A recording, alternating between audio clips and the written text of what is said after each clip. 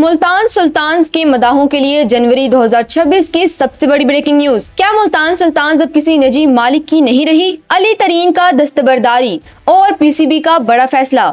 Season 11 में अब कौन चलाएगा सुल्तान्स की टीम? मुस्तकबिल की नीलामी और चेयरमैन मोहसिन नकवी का अहम ऐलान, जानिए इस रिपोर्ट में। नाज़रीन, जनवरी 2026 की ताज़ा तरीन और अहम तरीन पेशरफ्त के मुताबिक पाकिस्तान सुपर लीग की मकबूल तरीन टीमों में से एक मुल्तान सुल्तान्स की मलकियत अब तब्दील हो गई है। किसी नए निजी खरीदार के बजाय अब पाकिस्तान क्रिकेट बोर्ड ने इस टीम का मुकम्मल कंट्रोल खुद संभाल लिया है। जराये के मुताबिक मुल्तान सुल्तान्स के साबिक मालिक अली खान तरीन और पीसीबी के दरमियान मुआहदा खत्म होने और बाज़ तनाज़ात की वजह से ये फैसला किया गया है। पीएसएल 2026 यानी सीजन 11 के लिए मुल्तान सुल्तान्स का कोई निजी मालिक नहीं होगा, बल्कि इसे पीसीबी ही बराह रास्त मैनेज करेगा। पीसीबी के चेयरमैन मोहसिन नकवी ने वाज़ा कर दिया है कि सीजन 11 के तमाम मैचेस पीसीबी के ज़ेरे इंतजाम खेले जाएंगे। ताहम इस सीजन के खत्म होने के बाद 2027 के सीजन के लिए मुल्तान सुल्तान्स की दोबारा नीलामी की जाएगी। दूसरी जानिब साबिक मालिक अली खान तरीन ने 8 जनवरी 2026 को होने वाली नई टीमों की नीलामी से भी अपना नाम वापस ले लिया है। ताहम उन्होंने ये इशारा दिया है